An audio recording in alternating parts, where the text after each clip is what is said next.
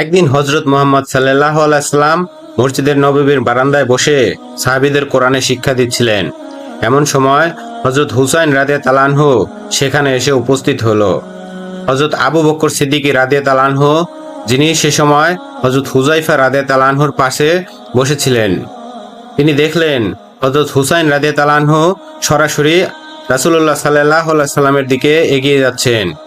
আবু বকর সিদ্দিক রাদিয়াল্লাহু আনহু হুযায়ফা রাদিয়াল্লাহু আনহুকে লক্ষ্য করে বললেন, হে হুযায়ফা, যদি হুসাইন এখন তার নানার কাছে পৌঁছে যায় তাহলে আল্লাহর রাসূল তার দিকে মনোযোগ দেবেন এবং তার সাথে খেলতে শুরু করবেন। এতে আমরা সবাই রাসূলুল্লাহ সাল্লাল্লাহু আলাইহি সাল্লামের বরকতময় কথা এবং কোরআনের শিক্ষা থেকে বঞ্চিত হব। তাই তিনি হুযায়ফা রাদিয়াল্লাহু আনহুকে অনুরোধ করে বললেন হুসাইনকে থামানোর জন্য। তখন হুযায়ফা রাদিয়াল্লাহু আনহু হুসাইনকে কোলে তুলে নিয়ে আদর করে বললেন, বেটা হুসাইন, তোমার নানা এখন খুব ব্যস্ত, তিনি আমাদের গুরুত্বপূর্ণ শিক্ষা দিচ্ছেন। তুমি এখন বাড়ি চলে যাও, পরে তোমার নানার সাথে দেখা করে নিও। হুযায়ফা রাদিয়াল্লাহু আনহুর এই কথা শুনে হযরত হুসাইন রাদিয়াল্লাহু আনহু বলতে লাগলেন, তোমরা আমার নানার কথা শুনছো কারণ তোমরা জানো যে তিনি আল্লাহর নবী, কিন্তু আমি তো তারই নাতি। তবুও তোমরা আমাকে আমার নানার কাছে যেতে দিচ্ছ না।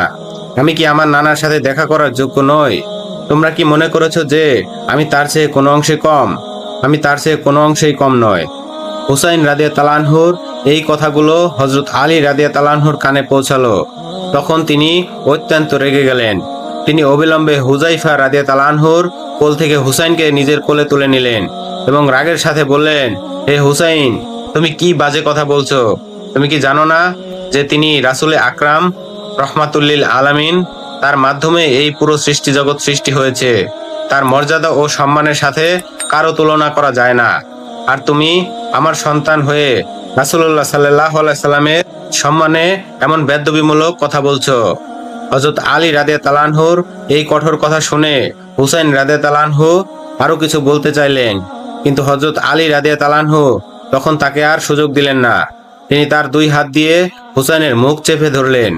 এত জোরে চাপ দিলেন যে হুসাইন রাদিয়াল্লাহু আনহুর দাঁতের মধ্যে আঘাত লাগলো এবং তার মুখ থেকে রক্ত বের হতে লাগলো। যখন হুসাইন রাদিয়াল্লাহু আনহুর মুখ থেকে রক্ত বের হতে শুরু করলো, তখন তিনি ব্যথায় চিৎকার করে বললেন, হে আমার নানার সাহাবীরা, তোমরা আমাকে আমার নানার কাছে যেতে দিচ্ছ না কেন? তোমরা যার বাণী শুনছো, আমি সেই রাসূলের থেকে কোনো অংশে কম নয়। আমি হুসাইন বলছি যে আমি সেই রাসূলের থেকে কয়েক গুণ শ্রেষ্ঠ। এই কথা শুনে হযরত ওমরে ফারুক রাদিয়াল্লাহু আনহু তলোয়ার বের করে দাঁড়িয়ে গেলেন। তিনি হযরত আলী রাদিয়াল্লাহু আনহুকে উদ্দেশ্য করে বললেন, হে আলী, তোমার ছেলে হুসাইন রাসূলের সম্মানে বেয়াদবিমূলক কথা কিভাবে বলছে? যদি আমার ছেলে তোলার মুখ থেকে এমন একটি শব্দ বের হতো তাহলে আমি তাকে তখনই টুকরো টুকরো করে ফেলতাম। হযরত ওমর রাদিয়াল্লাহু আনহু এই কথা শুনে হযরত আলী রাদিয়াল্লাহু আনহুর হুসাইনকে নিয়ে মসজিদের নববী থেকে বের হতে লাগলেন। ঠিক এমন সময় অন্য দিক থেকে রাসূলে আকরাম সাল্লাল্লাহু আলাইহি সাল্লাম এর সুমধুর কণ্ঠস্বর ভেসে আসলো, হে আলী, আমার কলিজার টুকরা, আমার নাতিকে আমার কাছে আসতে দাও। হযরত আলী রাদিয়াল্লাহু আনহু আল্লাহর রাসূলের এই আওয়াজ শুনলেন। তখন তিনি হুসাইনকে নিজের কোল থেকে ছেড়ে দিলেন। যখনই হুসাইন রাদিয়াল্লাহু আনহু স্বাধীনতা পেলেন, তিনি দৌড়ে গিয়ে তার নানার কোলে বসে পড়লেন। তারপর রাসূলুল্লাহ সাল্লাল্লাহু আলাইহি সাল্লামের কপাল ও গালে চুমু খেতে খেতে বলতে লাগলেন, ও আমার প্রিয় নানা, আমি তো শুধু আপনার কাছে আসতে চেয়েছিলাম, কিন্তু আপনার একজন সাহাবী হুযায়ফা আমাকে আপনার কাছে আসতে দিলেন না। আর আমার নিজের বাবা হযরত আলী, তিনি আমার মুখ এত শক্ত করে চেপে ধরছিলেন যে দেখুন নানা, আমার ঠোঁট থেকে রক্ত বের হচ্ছে। এই রাগ ও ব্যথায় আমার মুখ থেকে বেরিয়ে গিয়েছিল যে আমি সেই নবর থেকে কোনো অংশে কম নয়, সবার চেয়ে শ্রেষ্ঠ। নানা, আপনি আমার কথায় রাগ করবেন না, আমাকে মাফ করে দিন। হুসাইনের মুখে এই কথা শুনে রাসূল আকরাম সাল্লাল্লাহু আলাইহি সাল্লাম হাসতে হাসতে বললেন, হে আমার নাতি, আমি তোমার কথায় কিছুই মনে করিনি এবং আমি তোমাকে মাফ করে দিয়েছি। হঠাৎ করে হযরত ওমরে ফারুক রাদিয়াল্লাহু আনহু দাঁড়িয়ে গেলেন এবং আবেদন করলেন, ইয়া রাসূলুল্লাহ, আপনি হোসেনকে জিজ্ঞাসা করুন তিনি কেন বললেন যে তিনি আপনার চেয়ে কয়েক গুণ শ্রেষ্ঠ এবং আপনার থেকে কোনো অংশেই কম নন। আমরা সাহাবীরা জানতে চাই যে তার মনে এই কথা কিভাবে এলো। হযরত ওমর রাদিয়াল্লাহু আনহুর এই কথা শুনে রাসূলুল্লাহ সাল্লাল্লাহু আলাইহি সাল্লাম হুসাইন রাদিয়াল্লাহু আনহুকে উদ্দেশ্য করে বললেন, হে হুসাইন, তুমি এমন কথা এমনিতেই বলো না, অবশ্যই এর পেছনে কোনো রহস্য আছে। তুমি কেন বললে যে আমি রাসূলের চেয়ে কয়েক গুণ শ্রেষ্ঠ এবং তার থেকে কোনো অংশে কম নয়? আমার সাহাবীরা এই কথা জানতে চায়। হুসাইন রাদিয়াল্লাহু আনহু রাসূলুল্লাহ সাল্লাল্লাহু আলাইহি সাল্লামের কথা শুনে আবেদন করলেন, নানা যান, যখন আপনার সাহাবীরা জানতে চান তখন আমি বলছি। আচ্ছা নানা, আপনি বলুন তো আপনার বাবার নাম কি? হুসাইন রাদিয়াল্লাহু আনহুর এই প্রশ্নের জবাবে রাসূলুল্লাহ সাল্লাল্লাহু আলাইহি সাল্লাম বললেন, আমার বাবার নাম আব্দুল্লাহ। তখন হুসাইন রাদিয়াল্লাহু আনহু বললেন, তো নানা যান, আপনার বাবা আব্দুল্লাহ কি জান্নাতে যাবেন? রাসূলুল্লাহ সাল্লাল্লাহু আলাইহি সাল্লাম জবাব দিলেন, আমি রাসূল হয়েও নিশ্চিতভাবে বলতে পারছি না যে আমার বাবা জান্নাতে যাবেন কিনা। হ্যাঁ, আল্লাহ চাইলে তাকে জান্নাত দান করতে পারেন এবং চাইলে নাও করতে পারেন। রাসূলুল্লাহ সাল্লাল্লাহু আলাইহি সাল্লামের এই কথা হুসাইন রাদিয়াল্লাহু আনহু খুব মনোযোগ দিয়ে শুনছিলেন। অতঃপর পুনরায় রাসূলুল্লাহ সাল্লাল্লাহু আলাইহি সাল্লামকে তিনি বললেন, নানা যান, তাহলে এখন বলুন আমার বাবার নাম কি? রাসূলুল্লাহ সাল্লাল্লাহু আলাইহি সাল্লাম বললেন, তোমার বাবা হযরত আলী। হযরত হুসাইন রাদিয়াল্লাহু আনহু আবারও জিজ্ঞেস করলেন, নানা যান, আমার বাবা কি জান্নাতে যাবেন? রাসূলুল্লাহ সাল্লাল্লাহু আলাইহি সাল্লাম বললেন, হ্যাঁ, তোমার বাবা অবশ্যই জান্নাতে যাবেন। তোমার বাবা দুনিয়াতে থাকতেই জান্নাতের সুসংবাদ পেয়েছেন। তিনি আশারায় মুবাশশারায় অন্তর্ভুক্ত হয়েছেন। তারপর ছোট্ট হুসাইন রাদিয়াল্লাহু আনহু পুনরায় জিজ্ঞাসা করলেন, ও আমার নানা, আপনি আপনার সাহাবীদের জিজ্ঞাসা করুন, আল্লাহর কাছে আপনার বাবা আব্দুল্লাহ বেশি মূল্যবান না আমার বাবা হযরত আলী রাদিয়াল্লাহু আনহু? হুসাইনের মুখে এই কথা শুনে রাসূলুল্লাহ সাল্লাল্লাহু আলাইহি সাল্লামের চোখ থেকে মুক্তার মতো অশ্রু ঝরতে লাগলো। রাসূলুল্লাহ সাল্লাল্লাহু আলাইহি সাল্লাম তার সাহাবীদেরকে বললেন, হে আমার সাহাবারা, তোমরা শোনো, আমার বাবা আব্দুল্লাহ জান্নাতে যাবেন কিনা তার জামিন আমি রাসূল হয়েও দিতে পারি না, কিন্তু হুসাইনের বাবা আলী দুনিয়াতে থাকতেই জান্নাতের অনুমতি পেয়ে গেছেন। হুসাইনের বাবাকে আল্লাহ রাব্বুল আলামিন কাফেরদের জন্য সিংহ বানিয়ে পাঠিয়েছেন এবং তার জন্য আল্লাহ রাসূল এই কথা বলেছেন যে তার উপাধি হলো আসাদুল্লাহ গালিব। নিঃসন্দেহে আমার বাবা আব্দুল্লাহর চেয়ে হুসাইনের বাবা আলী রাদিয়াল্লাহু আনহুর মর্যাদা ও সম্মান আল্লাহ রাব্বুল আলামিনের কাছে কয়েক গুণ বেশি। সেই সময় হযরত হুসাইন রাদিয়াল্লাহু আনহু আবারও আবেদন করলেন, নানা যান, এখন বলুন আপনার মায়ের নাম কি? রাসূলুল্লাহ সাল্লাল্লাহু আলাইহি সাল্লাম বললেন, আমার মায়ের নাম আমিনা। হুসাইন রাদিয়াল্লাহু আনহু জিজ্ঞাসা করলেন, আপনার মা কি জান্নাতে যাবেন? রাসূলুল্লাহ সাল্লাল্লাহু আলাইহি সাল্লাম বললেন, আমার মা জান্নাতে যাবেন কিনা এর নিশ্চয়তা আমি রাসূল হয়েও দিতে পারি না। আমার সুপারিশে আল্লাহ চাইলে জান্নাত দিতে পারেন এবং চাইলে নাও দিতে পারেন। রাসূলুল্লাহ সাল্লাল্লাহু আলাইহি সাল্লামের এই কথা শুনে হযরত হুসাইন রাদিয়াল্লাহু আনহু বললেন, নানা যান, আপনি কি জানেন আমার মা কে? আমার মা হলেন জান্নাতি মহিলাদের সর্দারিনী। আমার মা তো দুনিয়াতে থাকতেই জান্নাতের সুসংবাদ পেয়ে গেছেন এবং যতক্ষণ আমার মা জান্নাতে না যাবেন অন্য কোনো মহিলা জান্নাতে প্রবেশ করবেন না। অতএব নানা যান, এখন আপনি আপনার সাহাবীদেরকে বলুন যে আপনার মা আমিনা আল্লাহর কাছে বেশি মূল্যবান না আমার মা ফাতেমা? হুসাইনের এই কথা শুনে রাসূলুল্লাহ সাল্লাল্লাহু আলাইহি সাল্লামের চোখ থেকে অশ্রু ঝরছিল এবং তার দাড়ি মোবারক ভিজে যাচ্ছিল। তখন রাসূলুল্লাহ সাল্লাল্লাহু আলাইহি সাল্লাম সাহাবীদেরকে বললেন, হে আমার সাহাবীরা, তোমরা শুনে রাখো, আমার মা আমিনা জান্নাতে যাবেন কিনা তার নিশ্চয়তা আমি দিতে পারি না, তা আল্লাহ তাআলাই ঠিক করবেন। কিন্তু হুসাইনের মা ফাতিমা দুনিয়াতে থাকতেই জান্নাতের অনুমতি পেয়ে গেছেন। তিনি আশারের মুবাশশারায় অন্তর্ভুক্ত। আল্লাহর সামনে আমার মা আমিনার তুলনায় হুসাইনের মা ফাতিমা লক্ষ লক্ষ গুণ বেশি মূল্যবান। অতঃপর হুসাইন রাদিয়াল্লাহু আনহু বললেন, নানা যান, এবার বলুন তো আপনার নানার নাম কি? রাসূলুল্লাহ সাল্লাল্লাহু আলাইহি সাল্লাম বললেন, আমার নানার নাম কুহাব জোহরি। হুজুরে পাক রাসূলুল্লাহ সাল্লাল্লাহু আলাইহি সাল্লামের এই উত্তর শুনে হযরত হুসাইন রাদিয়াল্লাহু আনহু বললেন, নানা যান, আপনার নানা কুহাব জোহরিকে শুধু কিছু লোকই জানে এবং নিশ্চয়তাও নাই যে কুহাব জোহরি জান্নাতে যাবেন কিনা। কিন্তু আপনি কি জানেন আমার নানাকে? যখন হযরত হুসাইন রাদিয়াল্লাহু আনহু এই বাক্যটি বললেন, ঠিক তখনই হযরত ওমর ফারুক রাদিয়াল্লাহু আনহু উঠে দাঁড়িয়ে গেলেন। হুসাইনের এই কথা শুনে তিনি আর বসে থাকতে পারলেন না। তিনি বললেন, হে হুসাইন, আমরা সাহাবায়ে কেরাম কখনো এভাবে ভাবিনি তুমি যেভাবে ভেবেছো। তোমার নানার নানা গুহাব জোহরিকে মানুষ জানে না, কিন্তু তোমার নানা হযরত মুহাম্মদ সাল্লাল্লাহু আলাইহি সাল্লামকে পুরো দুনিয়া জানে। তোমার নানা রহমাতুল্লিল আলামিন, পুরো সৃষ্টি জগতের জন্য রহমত হয়ে এসেছেন তিনি। যদি তোমার নানা না হতেন তাহলে এই পুরো দুনিয়া সৃষ্টি হতেন না। হে হুসাইন, আমি ওমর সাক্ষী দিচ্ছি যে তোমার নানার মর্যাদা ও সম্মান আল্লাহ রব্বুল আলমিনের কাছে গুহাব জোহরির চেয়ে কোটি গুণ বেশি। তোমার নানার শান ও ইজ্জতের সাথে দুনিয়ার কোনো মানুষের তুলনা হয় না। হযরত ওমর রাদিয়াল্লাহু আনহুর এই কথা শুনে হযরত হুসাইন রাদিয়াল্লাহু আনহু বললেন, ও আমার নানা, যদি বাবার দিক থেকে আমি শ্রেষ্ঠ হই, মায়ের দিক থেকেও যদি আমি শ্রেষ্ঠ হই এবং নানার দিক থেকেও যদি আমি শ্রেষ্ঠ হই, তাহলে আপনি কিভাবে আমার চেয়ে শ্রেষ্ঠ হলেন? এই কথা শুনে রাসূলুল্লাহ সাল্লাল্লাহু আলাইহি সাল্লাম উঠে দাঁড়ালেন। তিনি দুহাত দিয়ে তাকে তুলে নিলেন এবং সাহাবায়ে কেরামকে বললেন, হে আমার সাহাবীরা, একটু দেখো তো সবাই, আমার নাতি কি আমার চেয়ে শ্রেষ্ঠ নয়? তখন হযরত ওমর ফারুক রাদিয়াল্লাহু আনহু দৌড়ে এলেন। রাসূলুল্লাহ সাল্লাল্লাহু আলাইহি সাল্লামের হাত থেকে হযরত হুসাইন রাদিয়াল্লাহু আনহুকে নিজের কোলে নিলেন। অতঃপর হযরত আলী রাদিয়াল্লাহু আনহুকে বললেন, ও আমার ভাই আলী, আমি তো একজন সাধারণ মানুষ ওমর, কিন্তু তুমি তো জ্ঞানী। আল্লাহ রব্বুল আলামিন তোমাকে অনেক জ্ঞান দান করেছেন, তবুও তুমি কিভাবে এই মাসুম বাচ্চার ঠোঁটে আঘাত করলে? হযরত হুসাইন রাদিয়াল্লাহু আনহুকে সাহাবায়ে কেরাম খুব ভালোবাসতেন। রাসূলুল্লাহ সাল্লাল্লাহু আলাইহি সাল্লাম তাকে অত্যন্ত ভালোবাসতেন। ফেরেশতারাও হযরত হুসাইন রাদিয়াল্লাহু আনহুকে ভালোবাসতেন এবং স্বয়ং আল্লাহ রব্বুল আলামিনও হুসাইন রাদিয়াল্লাহু আনহুকে ভালোবাসতেন। একদিন রাসূলুল্লাহ সাল্লাল্লাহু আলাইহি সাল্লাম মসজিদের নববীতে এক বিশেষ কাজে উপস্থিত ছিলেন। সে সময় তিনি নামাজ আদায় করছিলেন। তখন রাসূলুল্লাহ সাল্লাল্লাহু আলাইহি সাল্লাম সিজদায় গেলেন। তখন না জানি কোথা থেকে হযরত হুসাইন রাদিয়াল্লাহু আনহু দৌড়ে এসে রাসূলুল্লাহ সাল্লাল্লাহু আলাইহি সাল্লামের সাথে খেলা করছিলেন, যেন রাসূলুল্লাহ সাল্লাল্লাহু আলাইহি সাল্লাম তার ঘোড়া। কিন্তু সে সময় রাসূলুল্লাহ সাল্লাল্লাহু আলাইহি সাল্লাম সিজদায় ছিলেন এবং তাসবিহ পড়ছিলেন।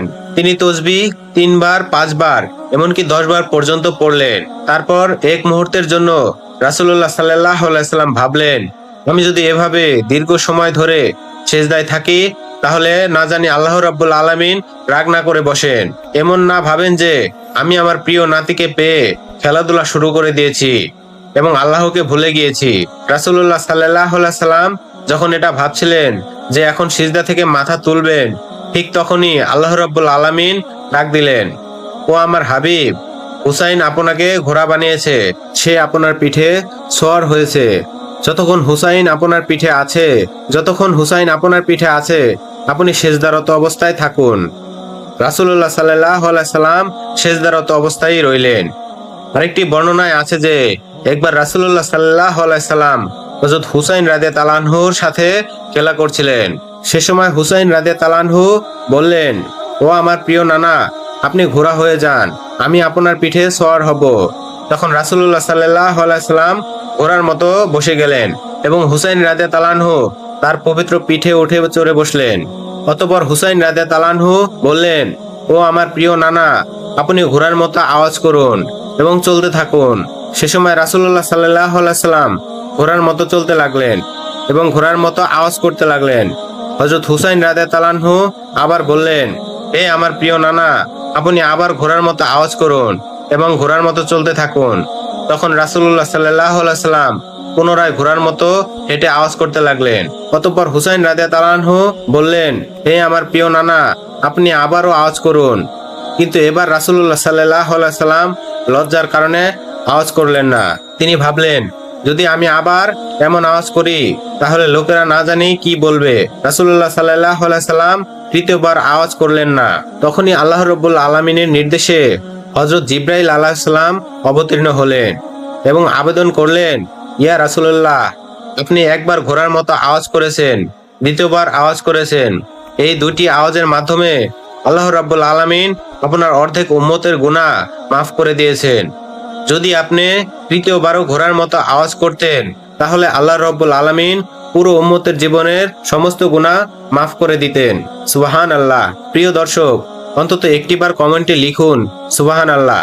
অন্য একটি ঘটনা, সেদিন ছিল ঈদের দিন।